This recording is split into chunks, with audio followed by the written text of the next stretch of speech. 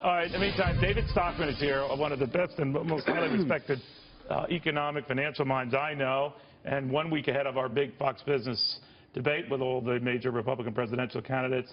I would imagine Mr. Stockman would be itching to get in there and get some questions in on our debt and deficit. Ronald Reagan's former budget director and overall financial whiz with us now.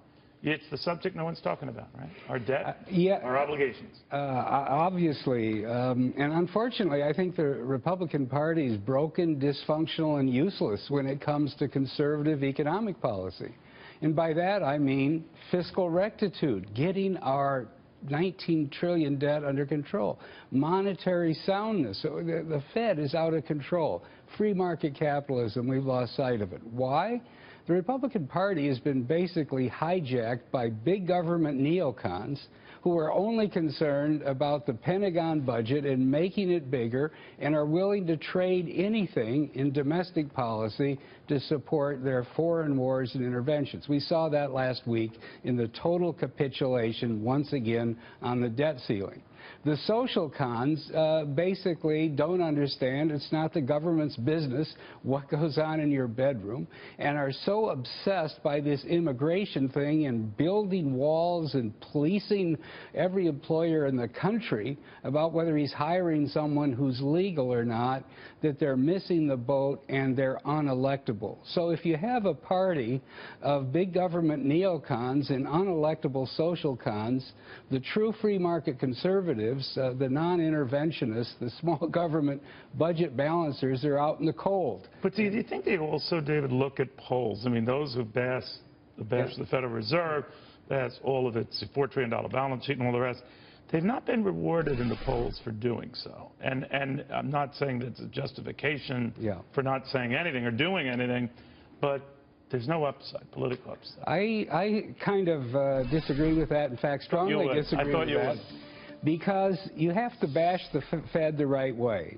And how would you do it? I would say the war on savers has to stop.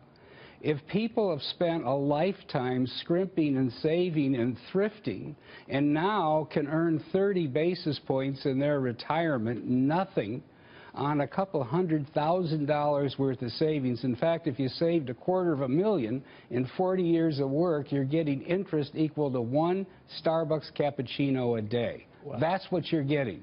Now, I would say... So tap that rage. I would say tap that rage because there are tens of millions of savers who are being crushed, who don't want to buy junk bonds, who don't want to go into the Wall Street casino that's back raging again today because the machines... But which of the candidates speak for them?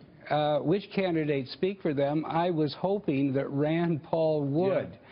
He's tried to, but his voice is lost in the pack.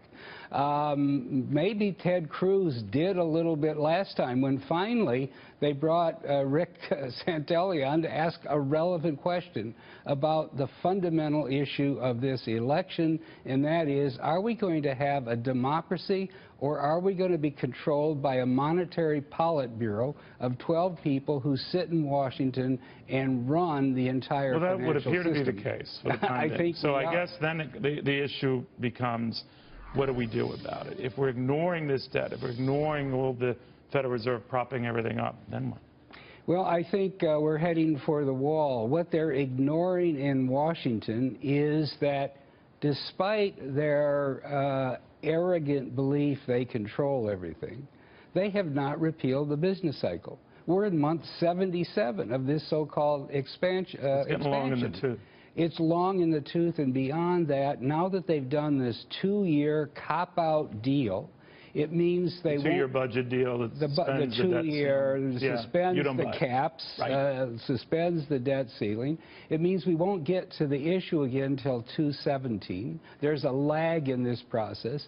You won't be able to affect the real cash flow of the budget till 2019 or 2020. That's 100 months or more into an expansion. And what do you make of why this never happened before? I hear you, David, but that the Fed would sit this out. Donald Trump raised an interesting argument today that this is all politicized and that Janet Yellen is doing the White House's bidding. I want you to respond to this.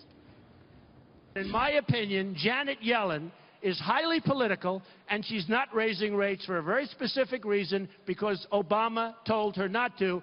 because he wants to be out playing golf in a year from now, and he wants to be doing other things, and he doesn't want to see a big bubble burst during his administration. What do you think of that? Well, Obama didn't have to tell her. He's right directionally.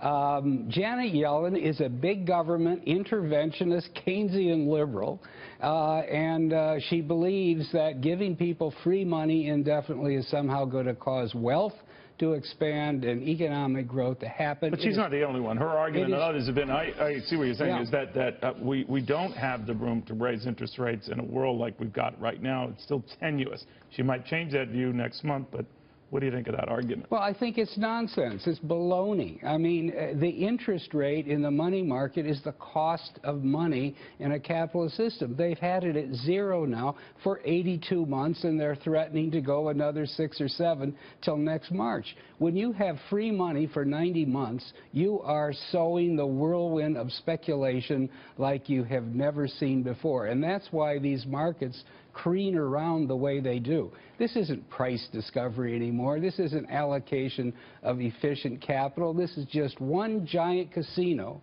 that's fueled by free overnight money that the people who run the Fed are afraid to death that if they allowed the market to set interest rates, there would be a hissy fit on Wall Street, and the world would come to an end. So the markets are calling the tune here. The speculators are calling to the tune. The people who believe the market has to go up day in and day out, every hour, come hell or high water, and do anything, sacrifice any principle of sound economics. If we need to have a bigger budget deficit to goose the economy, let's have a deficit. It's cheap to keep, you know. Yeah. But